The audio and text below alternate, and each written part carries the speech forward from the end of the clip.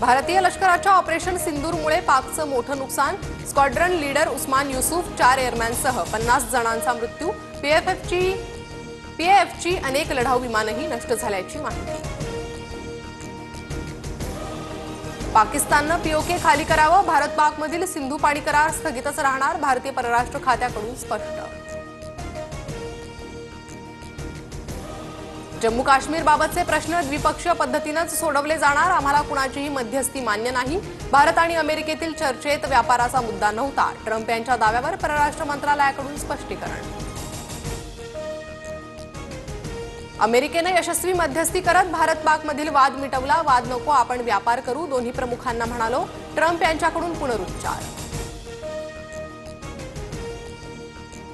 पाकिस्तानकडून शस्त्रसंधीचं उल्लंघन, भारतीय लष्करानं पाकची चौकीच उडवली, भारत पाक एलओसीवरील व्हिडिओ समोर।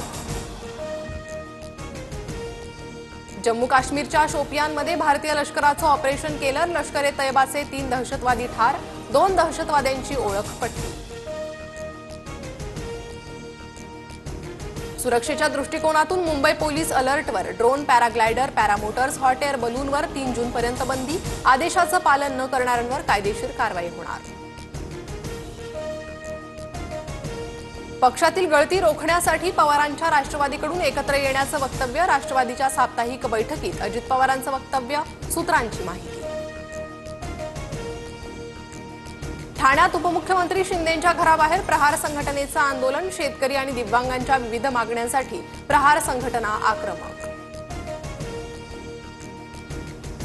ऑपरेशन सिंदूरच्या यशाच्या पार्श्वभूमीवर भाजपतर्फे देशभरात तिरंगा रॅलीचं आयोजन, अरुणाचल प्रदेशमध्ये मुख्यमंत्री पेमा खांडू तर उत्तर प्रदेशमधील रॅलीत योगी आदित्यनाथ सहभागी। वसई विरारमध्ये बबियाचे माजी नगरसेवक सीताराम गुप्तांशी संबंधित 13 ठिकाणी ईडीची छापेमारी, सीताराम गुप्तांवर ईडीकडून मनी लॉन्ड्रिंगचा गुन्हा दाखल। अकोल्यातील 4 ते 5 सराफा दुकानांवर आयकर विभागाची धाड, नागपूर आणि संभाजीनगरच्या अधिकाऱ्यांकडून धाडसत्र। भारताचे 52वे सरन्यायाधीश म्हणून न्यायमूर्ती भूषण गवई आज सरन्यायाधीश पदाची शपथ घेणार, भूषण गवई सरन्यायाधीश पदाची शपथ घेणारे दुसरे दलित व्यक्ती ठरणार। पुणे जिल्हा सहकारी दूध उत्पादक संघाच्या विक्री दरात 2 रुपयांची वाढ, 1 लिटर फुल क्रीम दुधासाठी 74 रुपये तर अर्धा लिटर 37 रुपये दर मोजावे लागणार। लाडकी बहीण योजनेच्या नावे शेकडो बनावट बँक खाती तयार करून त्यांचा सायबर गुन्ह्यांसाठी वापर, जुहू पोलिसांकडून 4 जणांना अटक। पीएमपीएमएलच्या ताफ्यात 1000 बस दाखल होणार, पुणे आणि पिंपरी चिंचवड महापालिका 500 आणि पीएमआरडीए 500 बस खरेदी करणार। क्रिकेटर रोहित शर्मानं मुख्यमंत्री देवेंद्र फडणवीसांची भेट घेतली, फडणवीसांनंतर रोहित शर्मा आणि उपमुख्यमंत्री अजित पवारांमध्येही भेट।